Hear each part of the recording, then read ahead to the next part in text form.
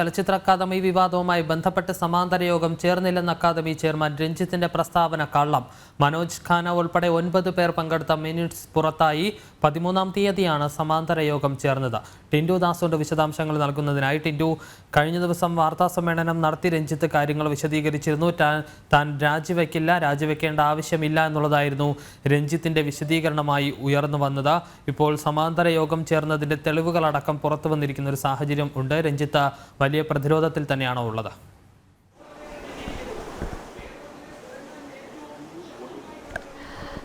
തീർച്ചയായും വിഷ്ണു ശർമ്മ, ഈ വിഷയത്തിൽ രഞ്ജിത്ത് ഇതുവരെ പ്രതികരിക്കാൻ തയ്യാറായിട്ടില്ല എന്ന് വേണം മനസ്സിലാക്കേണ്ടത്. അത്തരത്തിലുള്ള പ്രതികരണങ്ങൾക്കൊന്നും ഒരുക്കമായിട്ടില്ല. 13-ാം തീയതിയാണ് രഞ്ജിത്തിനെ പുറത്താക്കണമെന്ന ആവശ്യവുമായി മന്ത്രി സജി ചെറിയാനോട് പരാതി നൽകാനായി ഒരു സമാന്തര യോഗം ചേരുന്നത്. 9 അംഗങ്ങൾ ഈ സമാന്തര യോഗത്തിൽ പങ്കെടുത്തിരുന്നു. അതിൽ 4 പേര് ഓൺലൈനായിട്ടും 5 പേര് ഓഫ്ലൈനുമായിട്ടുമായിരുന്നു പങ്കെടുത്തിരുന്നത്. അത് കുക്കു പരമേശ്വർ, അതോടൊപ്പം തന്നെ മനോജ് ഖാന, ജോബി ജോൺ തുടങ്ങിയ 9 പേരാണ് ഈ യോഗത്തിൽ പങ്കെടുത്തിരുന്നത്. 13-ാം തീയതിക്ക് മുന്നേ, അതായത് 12-ാം തീയതി അക്കാദമിയിലെ ഒരു താൽക്കാലിക ജീവനക്കാരിയും കുക്കു പരമേശ്വരനുമായി ചെറിയ വിഷയമുണ്ടാവുകയും കുക്കു പരമേശ്വരൻ താൽക്കാലിക ജീവനക്കാരിയെ ജോലിയുടെ ഭാഗമായി ശകാരിക്കുകയും ഉണ്ടായി എന്നാണ് മിനിറ്റ്സിൽ പറയുന്നത്. അതിനുശേഷം ഈ താൽക്കാലിക ജീവനക്കാരി രഞ്ജിത്തിനോട് പരാതി പറയുകയും അക്കാദമി ചെയർമാൻ രഞ്ജിത്ത് സിനിമാ സ്റ്റൈലിൽ കുക്കു പരമേശ്വരനെ വിളിച്ചു വരുത്തി വഴക്ക് പറയുകയും തുടർന്ന് ജോലിയിൽ തുടരേണ്ട, തിരികെ പൊക്കോളാനും ആവശ്യപ്പെട്ടു. ഇതേ തുടർന്നാണ് കുക്കു പരമേശ്വരൻ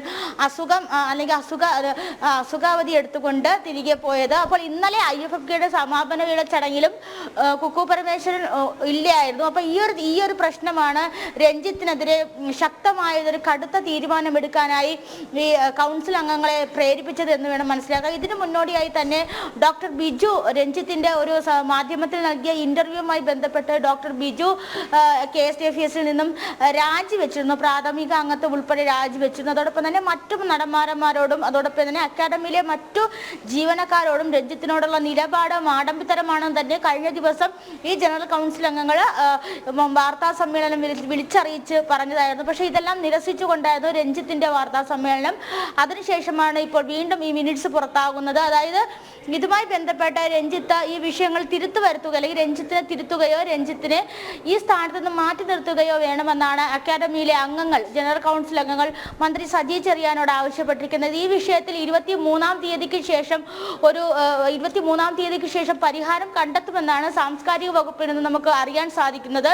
23-ാം തീയതിയാണ് നവകേരള സദസ്സിന്റെ പരിപാടികളൊക്കെ അവസാനിക്കുന്നത്. അതിനുശേഷം സാംസ്കാരിക വകുപ്പിലെ ഏറ്റവും പ്രധാനപ്പെട്ട അല്ലെങ്കിൽ ഒരു വർഷം വിവാദങ്ങളാവുന്ന വിഷയത്തിൽ പരിഹാരം കണ്ടെത്താൻ സാധിക്കുമെന്ന് മന്ത്രി തന്നെ നേരത്തെ പ്രതികരിച്ചിരുന്നു. എന്തായാലും ഈ രഞ്ജിത്തിനെതിരെ പാളയത്തിൽപ്പെട കഴിഞ്ഞ വർഷം തന്നെ ഒരുങ്ങിയത്. കഴിഞ്ഞ വർഷം സമാനമായ രീതിയിൽ വിവാദങ്ങൾ ഉണ്ടായെങ്കിലും അത് ആ IFFKയോട് കൂടി അവസാനിക്കുകയാണ് ഉണ്ടായത്. പക്ഷെ അതിനുശേഷമാണ് ഇതേ രീതിയിൽ തന്നെ 28ാമത് IFFK വേദിയിലും ഇത്തരത്തിൽ പ്രത്യക്ഷമായി രഞ്ജിത്തിനെതിരെ ഒരു പടയൊരുക്കം ഉണ്ടാകുന്നത്. എന്തായാലും ഈ വിഷയങ്ങളുമായി തന്നെ മുന്നോട്ട് പോകാനാണ് ജനറൽ കൗൺസിൽ അംഗങ്ങളുടെ തീരുമാനം.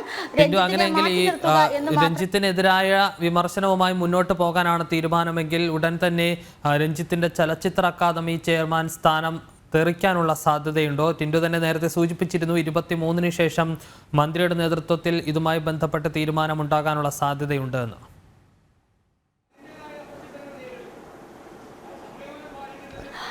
ഇതുമായി ബന്ധപ്പെട്ട തീരുമാനം എടുക്കും എന്ന് മാത്രമേ സാംസ്കാരിക വകുപ്പ് അറിയിക്കുന്നുള്ളൂ. രഞ്ജിത്തിനെ മാറ്റി നിർത്താനുള്ള തീരുമാനത്തിലേക്ക് പോകുമോ എന്ന് നമുക്ക് സംശയിക്കേണ്ട കാര്യമുണ്ട്. കാരണം ഈ വാർത്താ സമ്മേളനം നടത്തുന്ന സമയത്ത് രഞ്ജിത്ത് മറയില്ലാതെ തന്നെ പറയുന്നു, മുഖ്യമന്ത്രി ആവശ്യപ്പെടുകയാണെങ്കിൽ മാത്രമേ ഈ സ്ഥാനത്ത് നിന്ന് മാറും. അപ്പോൾ നമുക്കറിയാം രഞ്ജിത്തിന്റെ രാഷ്ട്രീയ പശ്ചാത്തലം, രഞ്ജിത്തും സർക്കാരുമായിട്ടൊക്കെ ഉള്ളൊരു ബന്ധം ഉപയോഗിച്ചുകൊണ്ട് ഈ സ്ഥാനത്ത് തന്നെ കടിച്ചു തൂങ്ങി നിൽക്കാൻ രഞ്ജിത്ത് മുതിരും എന്ന് തന്നെയാണ് മനസ്സിലാക്കാൻ സാധിക്കുന്നത്. അതുകൊണ്ട് തന്നെയാണ് ഏറെ വിവാദങ്ങളിലൊന്നും പോകാതെ ഇന്നലത്തെ IFFK വേദിയിൽ വിവാദങ്ങളിലൊന്നും പോകാതെ രഞ്ജിത്ത് പ്രസംഗം അവസാനിപ്പിച്ചത്. ജനറൽ കൗൺസിൽ അംഗങ്ങളെ മാറ്റി നിർത്തിക്കൊണ്ട് അണിയറയിൽ പ്രവർത്തിച്ച ഏതാണ്ട് 20ഓളം വരുന്ന സ്റ്റാഫുകളെ വേദിയിൽ വിളിച്ചു വരുത്തി അഭിനന്ദനം അറിയിച്ചതൊക്കെ ഇതിന്റെ ഭാഗമായിട്ടൊക്കെ തന്നെയാണ്. അപ്പോൾ ഈ സ്ഥാനത്ത് തുടരാൻ തന്നെയാണ് രഞ്ജിത്തിന് തീരുമാനം. ഒരുപക്ഷെ മുഖ്യമന്ത്രി ആവശ്യപ്പെടുകയാണെങ്കിൽ മാത്രമേ രഞ്ജിത്ത് ഈ സ്ഥാനത്ത് നിന്ന് പിന്മാറുകയുള്ളൂ എന്ന്. എന്തായാലും രഞ്ജിത്തിനെ പുറത്താക്കാനുള്ള ആവശ്യം ശക്തമാണ്. ഏതാണ്ട്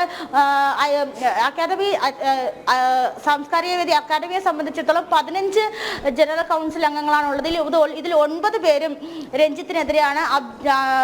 അബ്ജോയ്, അതുപോലെ തന്നെ പ്രേംകുമാർ തുടങ്ങിയ 4-5 പേരാണ് രഞ്ജിത്തിനൊപ്പം ഉള്ളത്. അപ്പോൾ ഈ 9 അംഗങ്ങൾ രഞ്ജിത്തിനെതിരെ നിൽക്കുമ്പോൾ എന്തായാലും ശക്തമായൊരു തീരുമാനത്തിലേക്ക്, അല്ലെങ്കിൽ വളരെ ക്രൂഷ്യലായ ഒരു തീരുമാനത്തിലേക്ക് ചിലപ്പോൾ നിർബന്ധത്തിന് വഴങ്ങേണ്ടി വരും. എന്തായാലും രഞ്ജിത്തിനെതിരെ പ്രത്യക്ഷത്തിൽ തന്നെ യുദ്ധത്തിനൊരുങ്ങിയിരിക്കുകയാണ് അക്കാദമി അംഗങ്ങൾ, അല്ലെങ്കിൽ ജനറൽ കൗൺസിൽ അംഗങ്ങൾ. ഇവർ ഈ തീരുമാനവുമായി, അല്ലെങ്കിൽ കുക്കു രേവതിയോട് കുക്കു പരമേശ്വരനോട് മാപ്പ് പറയുക എന്നൊരു തീരുമാനവുമായിട്ട് തന്നെയാണ് മുന്നോട്ട് പോകുന്നത്. അല്ലെങ്കിൽ രഞ്ജിത്തിനെ തിരുത്തിയില്ലെങ്കിൽ തൽസ്ഥാനത്ത് നിന്ന് മാറ്റാനുള്ള തീരുമാനം ഉണ്ടാക്കുക എന്ന് തന്നെയാണ് അടിയുറപ്പിച്ച് ഈ മിനിറ്റ്സിലും പറയുന്നത്, പല ഘട്ടങ്ങളിലായി കൗൺസിൽ അംഗങ്ങളും പറയുന്നത്.